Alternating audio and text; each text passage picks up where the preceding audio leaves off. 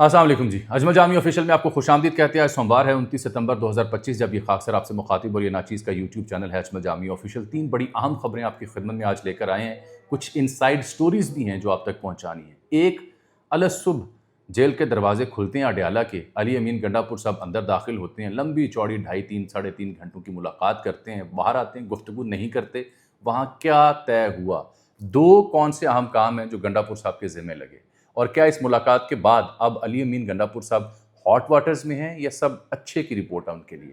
मोहतरमा अलीमा खानम साहिबा के लिए एक ख़ास हिदायत है जो अडयाला से आई है उनके सियासी किरदार के हवाले से, उस पर बात होगी। अंदर की खबर मेरे पास मौजूद। और फिर आज़ाद कश्मीर में अवाम सरापा एहतजाज हैं, चार्टर ऑफ डिमांड है, को कम अज़ कम 37 निकात पर मबनी, उस पर कुछ गुजारिशात करनी है, लाजमी करनी है। पीपल्स पार्टी और नून लीग की नूरा कुश्ती किस लिए की जा रही है? मोहतरमा शमा जुनेजो वो तो बददस्तूर ख़बरों में हैं, उस हवाले से भी बड़ी एक ख़ास खबर मुझ तक पहुँची कि हुकूमत के एक वज़ीर हैं बैरिस्टर अकील मलिक, जब उनसे मेरी बात हुई तो उन्होंने क्या इंकशाफ किया, आप भी सुनेंगे तो आपको थोड़ी सी हैरानी नहीं होगी बल्कि हंसी आएगी। चेयरमैन पीसीबी के हवाले से भी बैरिस्टर अकील मलिक ने आज बिना लगी लिपटी को बात की है, जो मैं आज आपकी खिदमत में पेश करूँगा। तो आइए आगाज़ करते हैं आज के वीलॉग का। सबसे पहले जैसे मैंने कहा कि आज की अहम तरीन डेवलपमेंट तो यही है, हम मैच हारे हुए हैं इंडिया के साथ। मोदी ने जो किया उस पर गुफ्तगू हो चुकी है। बहसीत मजमूई तबाही है क्रिकेट की, जिसका जितना रोना रोया जाए कम है। तो आज अली अमीन गंडापुर साहब सुबह सवेरे अपने काफ़िले के हमरा अडयाला पहुंचते हैं और जेल के दरवाजे खुल जाते हैं। ये याद रहे आपको कि माजी करीब में हालिया दिनों में उनकी मुलाकात उस तरह से नहीं हो पा रही थी। इसके बावजूद कि खान साहब बार बार कह रहे थे कि अली अमीन गंडापुर आके मुझसे मिले, तो मुलाकात नहीं हो पा रही थी। और इस बीच में पेशावर का जलसा भी अभी हुआ कल परसों, रिंग रोड पे जो हुआ। तो गंडापुर साहब को अचानक इजाज़त मिलती है जनाब जलसे के बाद, और वो अंदर चले जाते हैं, सुबह सवेरे जाते हैं। और फिर कई घंटे, 2.5 साढ़े 3 घंटे, एक तखमीन है इस वक्त का, लंबी मुलाकात हुई। तो ये इसका मतलब है हर मौजू पे गुफ्तगू हुई। तो वहाँ से निकला क्या है वो मैं बिना लगी लिपटी आपको सुना देता हूँ। एक तो स्टेटमेंट है जो बैरिस्टर सैफ की है, एक स्टेटमेंट है सलमान अकरम राजा साहब की, एक स्टेटमेंट किसी और ने दे दी होगी कि मुलाकात कैसी रही। अली अमीन अभी तक खुद नहीं बोले, बगैर गुफ्तगू किए चले गए। मेरे पास जो इत्तला है वो ये है कि इमरान खान साहब ने ये वाज़ेह किया है कि आइंदा के बाद अगर कोई पीटीआई सियासी एक्टिविटी करे तो उसका हिस्सा महमूद खान अचकज़ई और अल्लामा नासिर अब्बास लाजिम हूँ, इनको साथ मिलाकर और उस प्लेटफॉर्म के ज़रिए पीटीआई सियासी एक्टिविटीज़ करें। यही नहीं बल्कि उन्होंने कहा सिंध से पीर पगाड़ा और जीडीए वगैरह को भी इंगेज करें। ये तो एक मुद्दा है। और ये उस बात की तायीद है जो मेरा वीलॉग देखते हैं कि जो हमारे पास मालूमात थी, हम एक अरसे से कह रहे थे कि खान साहब महमूद खान अचकज़ई हूँ या अल्लामा नासिर अब्बास हूँ, इनका किरदार बढ़ाना चाहते हैं, चाहे वो असम्बली में हो या सियासी तौर पर हो। तब मेरे जो पीटीआई के दोस्त हैं, बिलखुसूस पीटीआई के जय्यद रहनुमा 4-5 सेक्रेटरी जनरल से लेकर और दीगर, वो नाचीज़ की राय से इख्तलाफ किया करते थे कि आप दुरुस्त खबर नहीं दे रहे। तो आज जब खान साहब ने ये बात कर दी तो ये खबर दुरुस्त थी पहले भी और आज भी। वो चाहते हैं कि इन रहनुमाओं का सियासी किरदार बढ़े। एक दूसरा, उन्होंने जलसे के हवाले से जो रिंग रोड पे हुआ, जलसे कुछ शुरका से मेरी बात भी हुई, इंतज़ामात अच्छे नहीं थे। वहाँ पे कूड़ा करकट मिट्टी धूल उड़ रही थी और वहाँ पे पानी का छिड़काव भी नहीं किया गया। जलसा गाह के लिए अमूमन इंतजामात किए जाते हैं। उस पर क्लास ली अली अमीन गंडापुर साहब की खान साहब ने।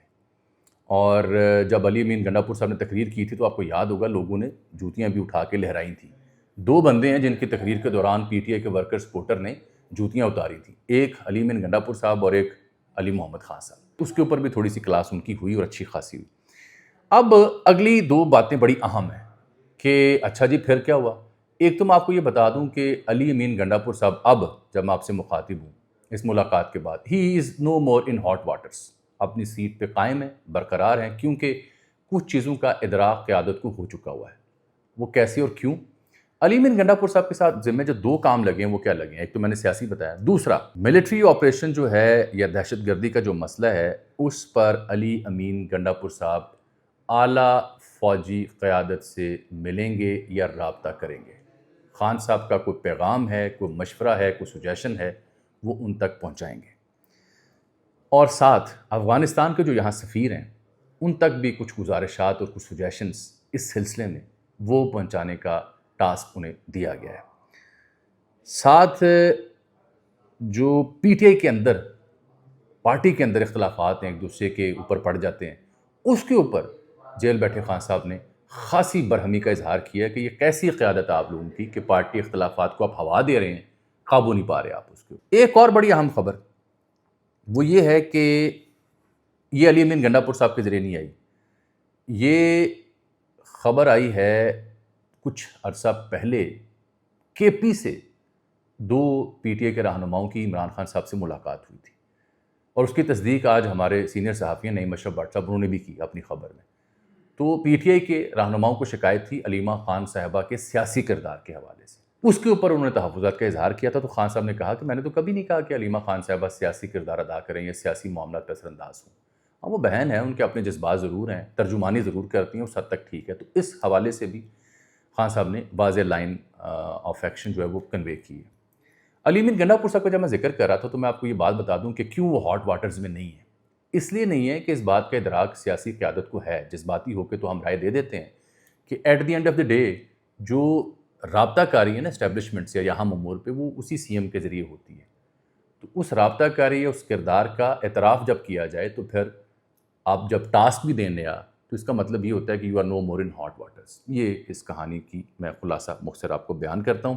ایک خبر میرے پاس یہ بھی ہے کہ شاید پی ٹی آئی اب جو ہے وہ اپنا جو مشترکہ پارلیمانی اجلاس ہیں وہ اڈیالہ کے باہر کرنے کا پلان بھی کر رہی ہے کہ قومی اسمبلی اور سینٹ کے اجلاس ہوں تو اس کا بائیکاٹ کیا جائے۔ یہ بھی سیاسی دباؤ بڑھانے کا ایک حکمت عملی ہے۔ یہ رہی جی کہانی پی ٹی آئی سے جڑی۔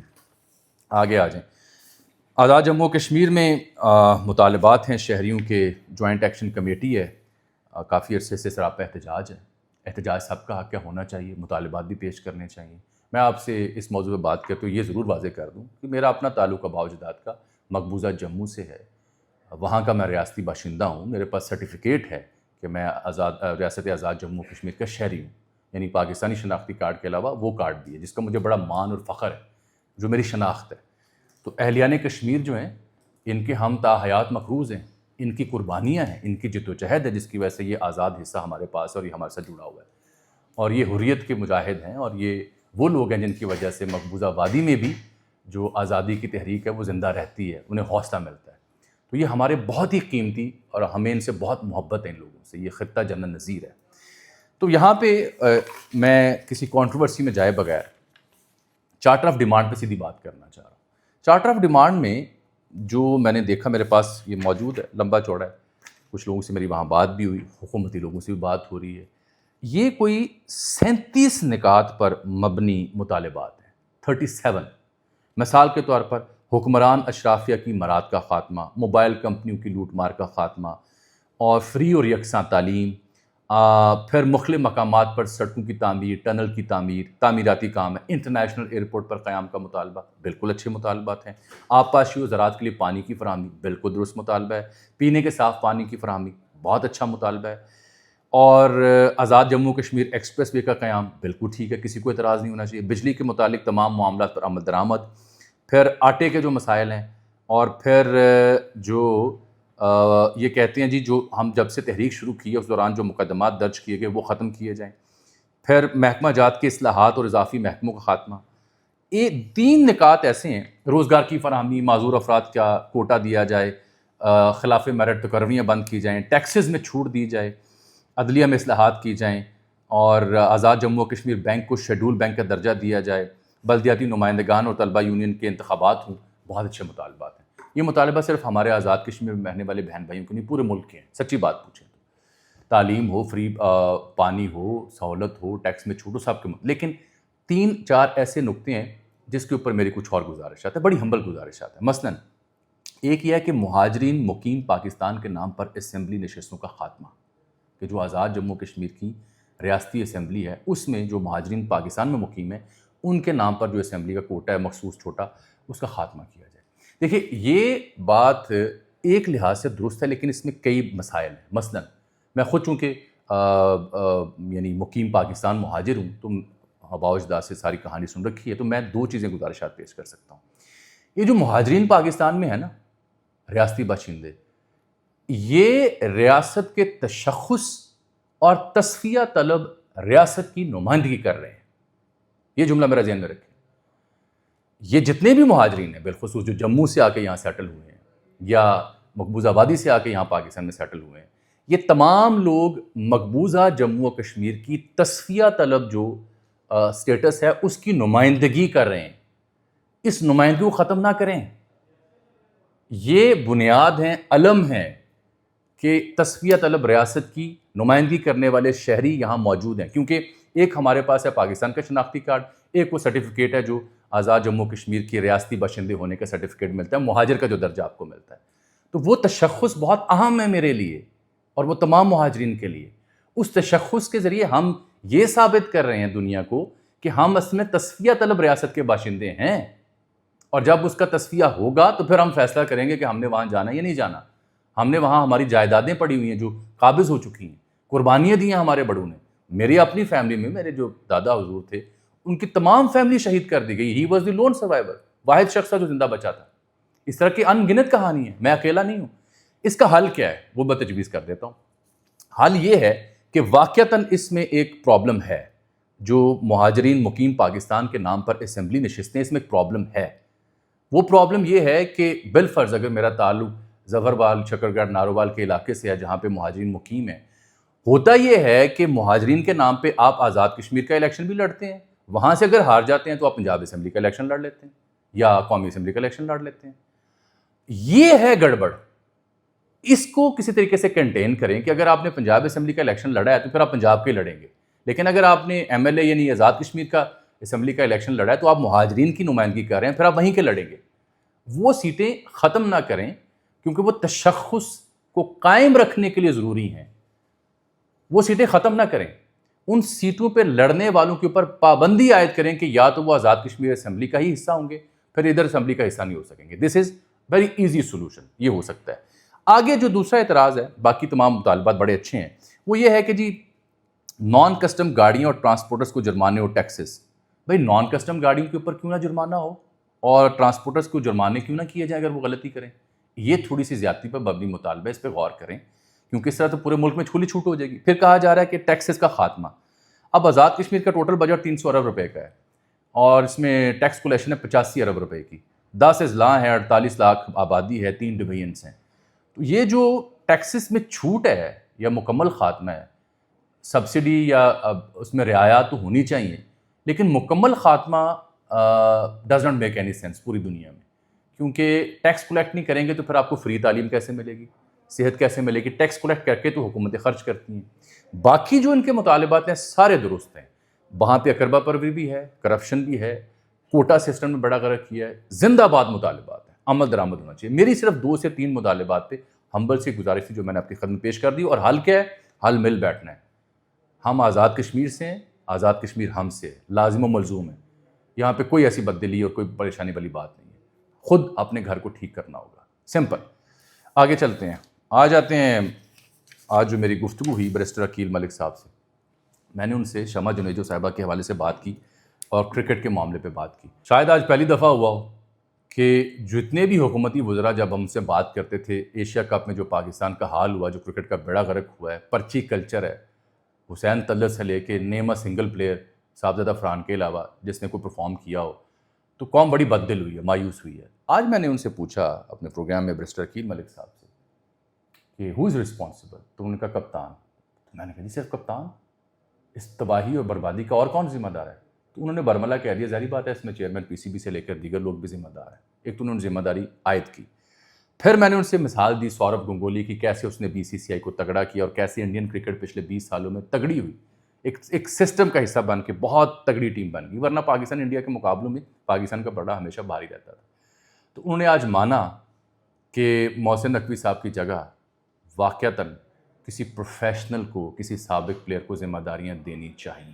یہ پہلی بار ہوا ہے کہ حکومت کسی وزیر نے اس بات کا اعتراف کیا ہے. دوسرا مدعا میں نے ان کی خدمت میں اٹھایا شمع جنیجو صاحبہ کا کہ بھائی اقوام متحدہ میں تقریر آپ کی بڑی اچھی، فیلڈ مارشل کی اور ٹرمپ کی ملاقات بڑی اچھی، اس پہ تو بات ہی نہیں ہو سکی. شمع جنیجو صاحبہ کا جو آ گیا معاملہ، جو خود آپ نے ٹویٹ پہ فرما رہی ہیں، یہ آپ نے دیکھا ہوگا، وہ کہہ رہی ہیں جی میں تو پچھلے کئی مہینوں سے پاکستان اور وزیراعظم پاکستان کے لیے کام کر رہی تھی. پاک بھارت جنگ کے دوران میرے پالیسی بریفز، ایڈوائسز اور پوائنٹ سب کچھ ریکارڈ کا حصہ ہیں اور محفوظ ہیں. مجھے وزیر اعظم نے UN کی تقریر لکھنے کا ٹاسک دیا اور خود وفد کا حصہ بنایا. میرا نام باقاعدہ ایڈوائزر کے طور پر شامل کیا گیا اور میرا سیکیورٹی پاس بھی اسی حوالے سے ایشو کیا گیا. میں نے ان کی ٹیم کے ساتھ مل کے دن رات کام کیا, میں نے ان کے ساتھ سفر کیا اور ان کی ٹیم کے ساتھ ایک ہی ہوٹل میں قیام کیا. ان کی بل گیٹ جیسی اہم ترین سائیڈ لائنز میٹنگ کا حصہ بنی اور جن کی فوٹیج ٹی وی پر بھی آئیں.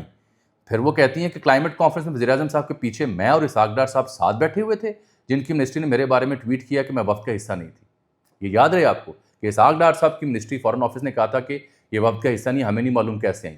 یہ کہہ رہی ہیں کہ میں ڈار صاحب کے ساتھ بیٹھی تھی کلائمیٹ چینج کانفرنس میں وزیراعظم کے پیچھے. اسی کانفرنس کے بعد مجھے پروٹوکول ٹیم والے اے آئی کانفرنس میں لے گئے, جہاں خواجہ آصف کے پیچھے بلال کیانی اور میں سارا وقت بلال ثاقب نہ صرف ساتھ بیٹھے رہے بلکہ بلال نئی تقریر بھی لکھتے رہے. اس تقریر کے بعد ہم نے مل کے چائے پی, گاڑی کے انتظار میں 40 منٹ ساتھ بیٹھے, دوبارہ تصویریں لیں اور ایک ہی کار میں تینوں ساتھ واپس ہوٹل بھی آئے. خواجہ صاحب کار میں پیچھے میرے ساتھ ہی بیٹھے تھے. ایلو کر لو گل. آگے سے وہ پوری تفصیل لکھ رہی ہیں کہ خواجہ صاحب ایسے بیان کیوں دے رہے ہیں, مجھے نہیں معلوم کہ ایسا کیوں کر رہے ہیں. وہ وزیر اعظم کو ان سے پوچھنا چاہیے کیونکہ ان کی اتھارٹی چیلنج ہوئی, میری نہیں. شمع صاحبہ تو الٹا پڑ گئیں کہ خواجہ صاحب جواب دیو, میں تو نالے گی سا. اور شمع جنیجو اور خواجہ صاحب کے ٹویٹر پر انٹریکشن درجنوں بار ہوئے. ایک تصویر نہیں, درجنوں تصویریں. خواجہ صاحب کہتے ہیں جی وہ ہوٹل میں کو مل جائے لابی پہ تو ضروری تو نہیں میں سے جانتا پہچانتا ہوں. خواجہ صاحب تو حارث رؤف کو نہیں پہچانیں گے آپ, جن کو تھپکیاں دے رہے تھے. خواجہ صاحب کی ان کے ساتھ درجنوں تصاویر ہیں, درجنوں ٹویٹس ہیں, اور اب خواجہ صاحب کہہ رہے ہیں میں نے جانتا پہچانتا نہیں. تو محترمہ نے پھر پوچھا ہے کہ وزیر اعظم صاحب یہ آپ کے مینڈیٹ کی توہین ہے, میں تو آپ کے ساتھ ہی آپ کے کہنے پہ, خواجہ صاحب کیوں جھوٹ بول رہے ہیں.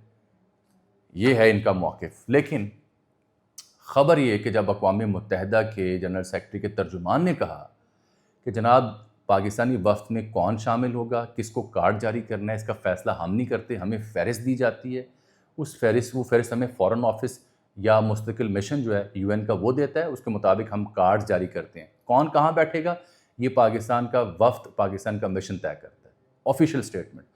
اس کے بعد ڈان نیوز میں باقر سجاد صاحب کی خبر ہے, انہوں نے کہا کہ ایک سینئر سیاستدان کی مداخلت کی وجہ سے محترمہ کا نام وفد کا حصہ بنا, ابتدائی فہرست میں نہیں تھا.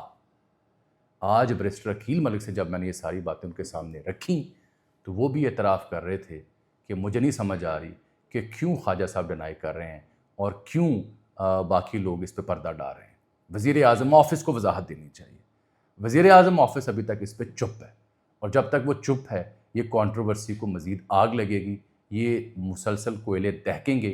کیونکہ محترمہ سیکرٹ فائلز کا ذکر کرتی رہیں, محترمہ ایک زمانے میں اسرائیل کے حوالے سے سافٹ کارنر رکھتی رہیں, بعد میں کہتی رہیں کہ جب انہوں نے بربریت کی غزہ پہ پھر میرے نظریات بدل گئے. لیکن جس طرح کی انہوں نے ٹویٹس کر رکھی ہیں, جس انداز میں انہوں نے معاملات کو ہوا دی, وہ قابل اعتراض ہیں. وہ اس حکومت کا پیچھا کریں گے, کرتے رہیں گے. یہ کنٹروورسی دم نہیں توڑے گی. یہ بڑی پرابلمیٹک کنٹروورسی ہے. کس کے کہنے پہ ان کا نام اس میں شامل کیا گیا, جس کی تردید وزارت خارجہ کر رہی ہے, وزیر دفاع کر رہے ہیں اور وزیر قانون کر رہے ہیں. تو پی ایم کو تو جواب دینا ہوگا. کب جواب دیں گے اس سلسلے میں مجھے بھی انتظار آپ کے ساتھ.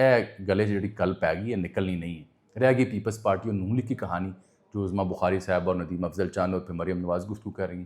سادہ سی بات میری نوٹ کر لیں, یہ نورہ کشتی ہے. بس اس سے زیادہ امید آپ نے نہیں رکھنی. مجھے اجازت دیتے ہیں, اللہ حافظ.